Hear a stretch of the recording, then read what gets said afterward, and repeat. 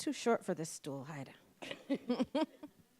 So Nicole and I never met before today, and we did that scheduling dance where can we get together, and then we sort of decided it was maybe better that we didn't talk before so that we could do a very authentic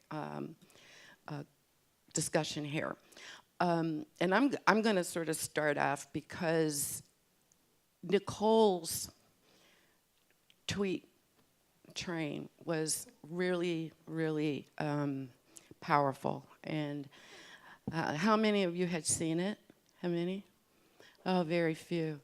So what was interesting to me was that she didn't just talk about what people were experiencing and try to build awareness about that, but she also put forward some solutions. And so what made you come at the trauma of racial violence and ethnic violence and religious violence that's happening?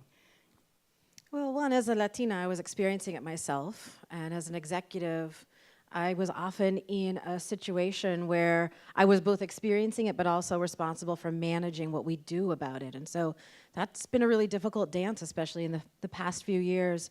And I run a consulting firm that helps companies with their culture, mostly in tech. And I've been doing this and working on diversity and inclusion specifically for about 25 years. And the last few have been some of the hardest. And I wanted to give out some free advice because not everyone was going to have the resources or the knowledge to figure out who can help them through this. But I just wanted leaders to know that doing nothing wasn't okay, and that we're not going to go backwards to a business as usual time, that we need to relearn how to lead. Especially, I turned this into a medium piece called Leadership in Times of Violence. And so we do need to learn how to lead in times of violence. And so I thought I'd just give out some advice, hoping that it would make its way to leaders of companies where people are really suffering. Yeah, and you used the word suffering. And I don't think that people who don't belong to identity groups, who feel we're being otherized and dehumanized, and that the world is actually dangerous for us, truly understand not just what it means in the outside world, but what happens to us when we come to work. So I'm going to tell you, how was your weekend story. So in August, it was the first anniversary of Charlottesville, and I had to come in on Monday and meet with Michael to talk about what our message was going to be for our annual Inclusion Awards. And I walked into his office and sat down, and he takes off his glasses and he leans forward and he says, I went to see Black Klansman this weekend, which is when it was released, and it was the anniversary of Charlottesville. I don't know if you've seen the film, but there were real things happening in the world at the moment. And he wanted to talk about it. And I said, Michael, I still can't talk about it. And there is, many of you know me. So, what I'm exposing is that there is real pain and that there is, real fear. And at our Inclusion Awards, Philippe Krakowski, who's our Chief Strategy Officer and leads media brands, sat down with us at the table during the awards, and he wanted me to see the notes he wrote.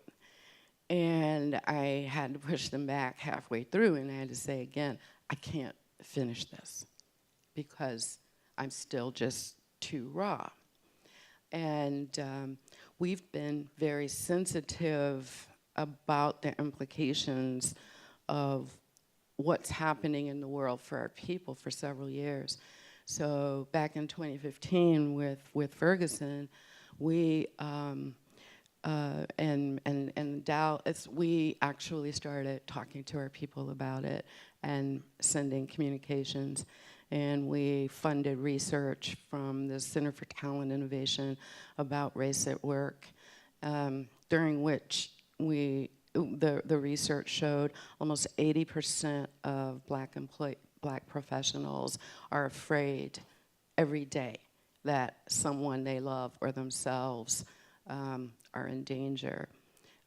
It's also very likely for other people of color, and especially those who are recent immigrants but still have a strong identity with being immigrants. And it showed the consequences of what happens when people don't feel they can talk about it at work, or that they're being understood at work. And it includes checking out. It includes having morale problems and lack of commitment. And it also shows that when people do feel supported and when they can talk about it, they're more committed. They want to stay. They're more enthusiastic. And when their companies take a stand, they're proud. And that includes white people feel proud. And they also looked at consumers. And the vast majority of consumers feel good about companies that take a stand. So talk a little bit about, I've shared a little bit of my personal pain. Why don't you talk about, I think it's really easy to be sterile about this, and talk about data and best practices, but I think maybe we can be really helpful by being, I guess, raw. Raw. That's a good way of putting it. Thanks, Heide. Yeah. Oh, please clap for Heide. That was good. That was great. I think one of the hardest things for me to reconcile is that I wasn't able to be heard until I was actually in leadership. And so really painful things would happen, and it wasn't until I had a title and a pay grade that forced people to listen to me that I was able to say, this is real. Because the pushback was almost as painful as the incident that would cause it. So the pushback would be, why is it our job at this workplace to care about this? Or why, how can that affect you at work? Come to work, do your job, go home and and worry about other things elsewhere. Or the sort of the more passive aggressive things like, well, what do you think Michael Brown actually did? Maybe he was stealing. And you go, wait, what conversation are we having right now? We shoot people for stealing cigars. Right, exactly. And you go, wait, country. that's not, we're not even on this, forget the same page, this isn't the same book. And these are people with whom you have to collaborate creatively every day and trust. And you find that that's eroding over the idea that you could say, well, if they just came here legally, we would have none of these problems. And it's almost as if you have to learn how to give a 500-year history lesson in a couple of sentences and go, so I'm from California, and when people say, where in Mexico is your family from? I'm like, California. And then they go, no, but where in Mexico? And I'm like, California. And I'm like, you're standing in Mexico, like as of 1848, and an illegal annexation by the Treaty of Guadalupe Hidalgo. And they're just like, oh my gosh. Like, what? I didn't know any of this. And so you have to figure out which battles you can pick when you go to the bathroom to cry, when you can talk to your manager, when you find your colleagues. And that's just too complicated because the company actually, there's really interesting research coming out now that says as Americans move away from places of worship, there is still this need for community and assembly, and folks are looking for it at work. Because when something happens, when a loved one passes, or someone is sick and gets a bad diagnosis, or something happens to your son and you're fearful for his safety, the people you look to are the people you spend most of your time with in your waking hours, and those are your coworkers. And so those are the kinds of things, who's gonna bring food to the house when someone passes? It's now our coworkers more and more, and folks with whom we worship less and less. And so the need for community is still there, and people are going to find it and they're going to create it. And we are at a time when, we can call this a hyper-capitalist time, that we spend most of our waking hours working, and so we're gonna look for that community at work. And when we can't find it, that's painful. And when it's not supported, or God forbid it's ripped away. I worked with a company once that decided to get rid of all of its employee resource groups, like overnight. They thought this was gonna be a good policy. And then we're wondering why everybody was mad. And we said, look, you have to help create the fiber, the backbone for community, because people will do it in spite of you. You want to do it in cooperation with them, because otherwise you're the enemy. You're gonna be the enemy. And if you wanna retain this talent, you've got to allow people to express and act on their need for community. And so in all of this, that for me and my practice is very much the underpinning, that the companies that figure out community and figure out how to say, how to not fear politicization is the other thing. The companies that are gonna say, look, we don't stand for this. We just don't stand for it. And if you stand for it, whatever it is, maybe this isn't the company for you. I'm actually 100% okay with that. Because you as a company needing to express your core values and saying, things that sound really nice on paper, like we value diversity. Okay, really though? Really, really at the end of the day? Or is that something that you picked up from the ether because that's what's cool right now? And really challenging that with companies is a lot of what I end up having to do, especially around this idea of community. Yeah, and people do need community. And one of the challenges that we have, I think, in this country is just this legacy of race, which is a burden not just for people like me, but I think it's really a burden for everyone. And I remember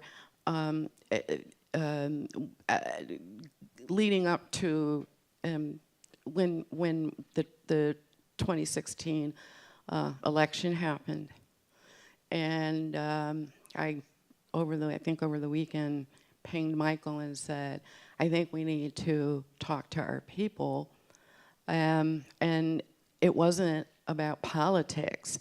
It was about ensuring that people understood nothing had changed at IPG. Not here and not in the world. And we needed to do that because what was happening to people in the country was the next day, and this happened in Michigan to the children of some of our employees. The next day after the election, kids went to school and their friends were chanting at them, build the wall, build the wall. That's what happened here. This scab that this country has been dealing with was ripped off. And one of the things that was difficult was the discussion around, well, we have to have room for different political views. The idea that race and respect and inclusion was now somehow political, and we took a stand, and we said no. This is what we stand for, and we did hear from some, and it was hard because people felt that because they voted for Trump, they were being labeled racist, right? And they were being labeled all these other things. And what we tried to help, we also did a conference call. And it was interesting. We had people from 5 continents call in and heard from them, because it's not just in this country. You've got it's around the world that there's this otherness movement, and it's about who belongs and who doesn't, and who should have access and who should have a voice and who should not. And it's also, frankly, happening in our offices. So what was wonderful was actually being able to explain to people why we did not think that this was actually political. That it was about human rights and about caring for each other and respecting each other. We just did another call on Tuesday, Michael and I, we had people from 12 countries. I mean, can you imagine somebody in Crete and someone in Asia staying up in the middle of the night? Because even though our memo had to do with what happened in Pittsburgh, and also we didn't just make it about Pittsburgh, we made it the whole wider context about a white person walking into a Kroger wanting to kill black people that same week. There was so much, the bombs. And I think, Michael, you would say you were kind of surprised to see just how hard it is, for people to deal with. And the other thing that makes it hard is that, it's already hard being other at work, not just our industry, but everywhere. It's already hard being a person of color. It's already hard. And so what's happening outside just makes it that much more difficult. And people are, and it's very similar to Me Too, where what happened was people said, I've had enough, right? And that's how people are feeling now. And the external environment is almost elevating what really is trauma. What's happening to people in our companies, many of them, is actually just trauma. It's 1,000 cuts of accumulated, sometimes seemingly innocuous experiences that say you don't belong, that say you're not seen, that say please don't speak up because it's ruined. It will ruin it, your career, and it causes people. Where's Kai? Is Kai here? Okay. If you haven't read Kai's blog, which says Why I Quit Advertising, that came out over the weekend, you really should. It's a beautiful, beautifully written, very authentic sharing of experience that is causing us to lose talent in this industry in particular, but everywhere.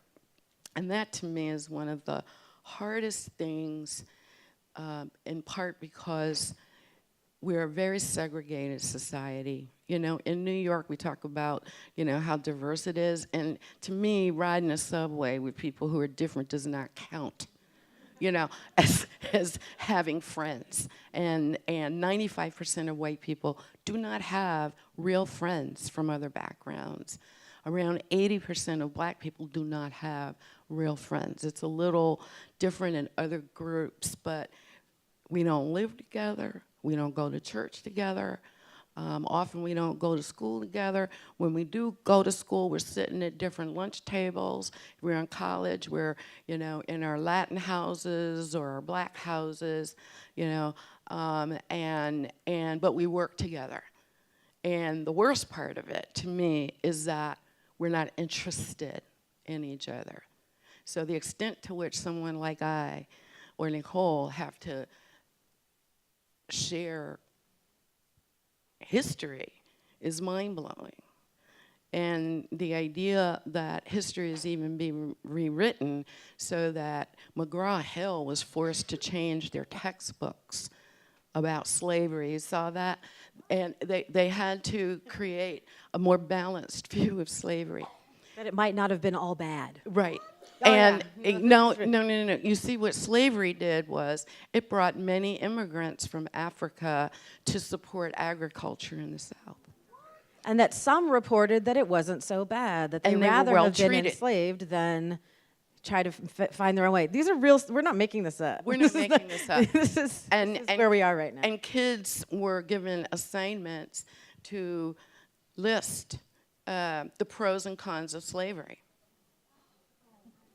But having said that, I can tell you that some of the most woke people I know haven't a clue and having a clue. And so one of the things that we've been talking about IPG is learning. We have to have a learning culture.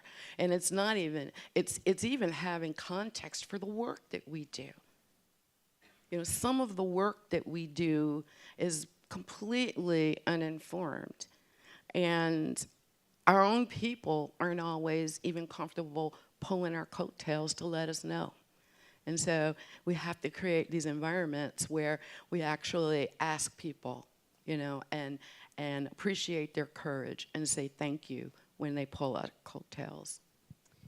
A couple of points on that. I'm glad you brought the international context in. One of the things I'm advising a lot of companies on right now is that if they have an international workforce, folks from outside the States, their families are asking them to not travel to the States for conferences and gatherings and that sort of thing because they're very worried about their safety, both as foreigners, but also gun violence.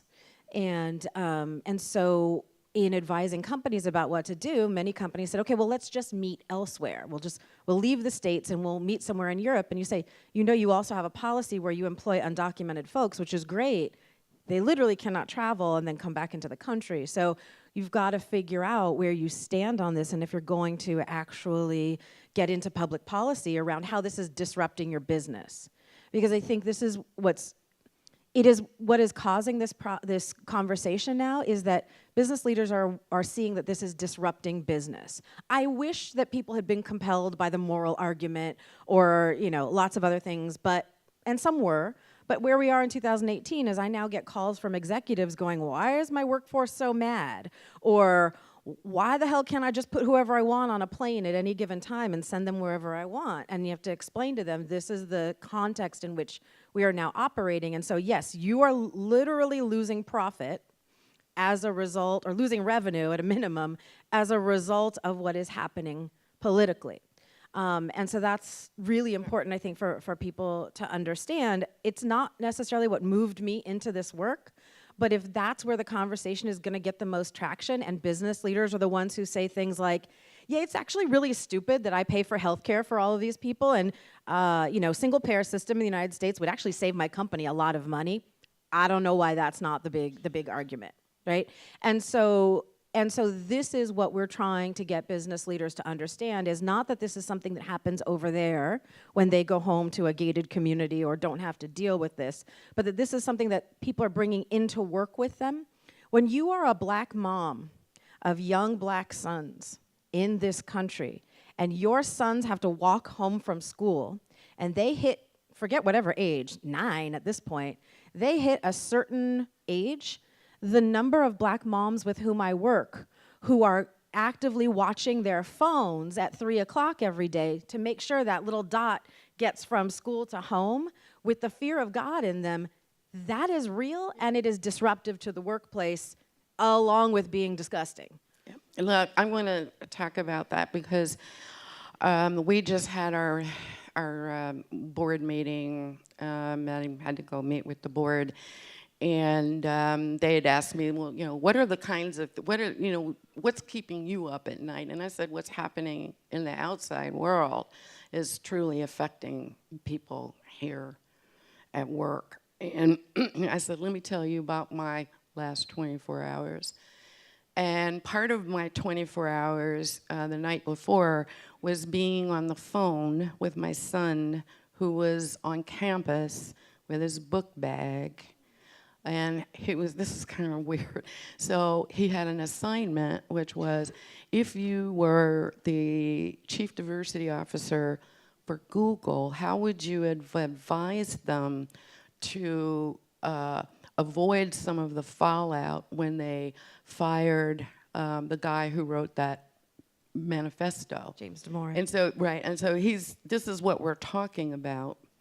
And all of a sudden, I hear this guy's voice, and it's getting nasty. And, you know, my son is saying, you know, well, why are you bothering me?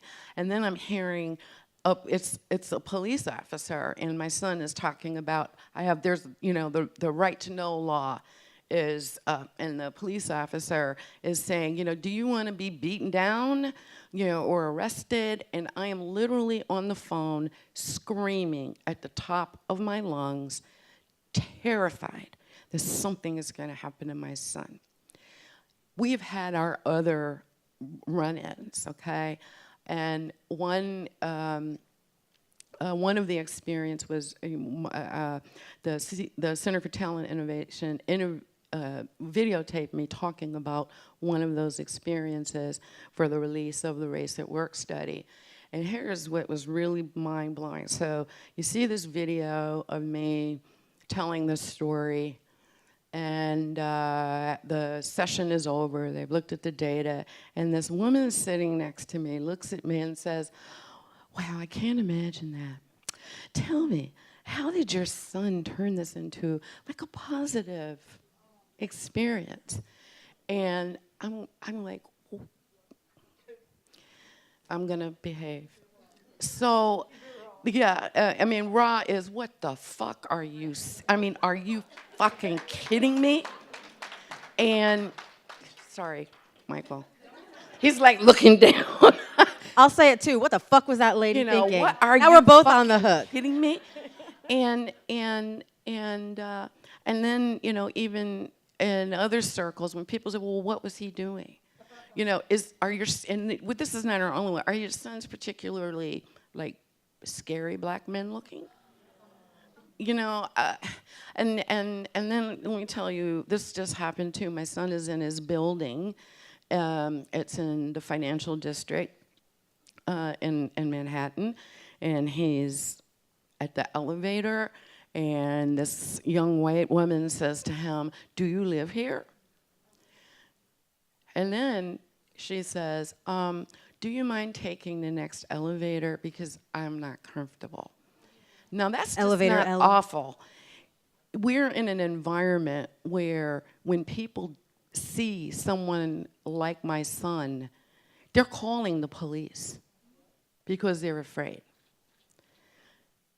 By the way, I think a lot of our work reinforces the kinds of stereotypes that are causing this fear that is being leveraged,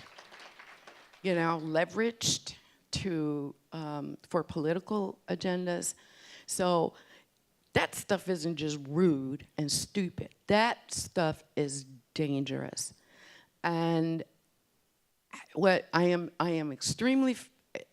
hoping, and why I'm here doing this, is that 40% of the leadership in our industry, the most senior leaders are white women, and over 50% of our managers are white women. And this 3% is much more inclusive now, and more women of color are interested in coming. But you all have a lot of power in this situation, and we need your help to change the environment.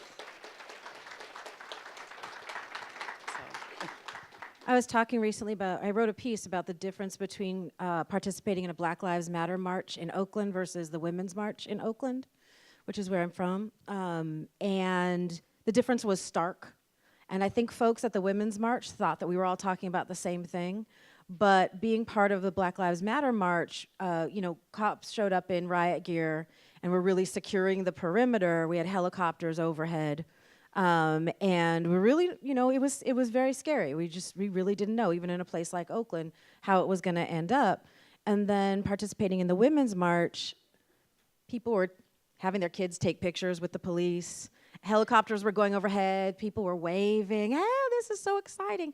And I just thought, how can I be walking down the same street over what folks think was the same set of issues and have two so wildly disparate experiences?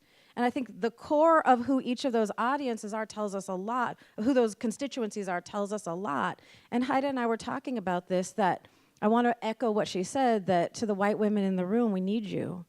And we need you to feel really comfortable talking about race from here on out. There's a great book by a woman named Ijeoma Oluo. Her last name is spelled O-L-U-O, called So You Want to Talk About Race? And she's amazing. Please buy that book. Please read that book, because as much as I love to scream from the rooftops, girl power and whatever else we're doing, I often feel, and I'm just gonna go on a limb and say it, when I hear that something is for women, I don't think it's for me. And the most shared piece I ever wrote was called Which Women in Tech? Because there's a big movement about increasing the visibility, promotions, compensation for women in tech. But when you are Black, Latina, Native American in particular, and some parts of Asia, depending on how you came to this country, under what circumstances, you know that's not for you. Because what we're going to talk about is Pantsuit Nation. I didn't even know that was a thing on Election Day, I'll just be honest. In 2016, I didn't know Pantsuit Nation existed. That's not, it doesn't cross my radar because I am not that market. I was not segmented into that market to receive that message. And so I was shocked to find out all of my white friends in social media were wearing their pantsuits to vote. And I was like, what the hell is that about?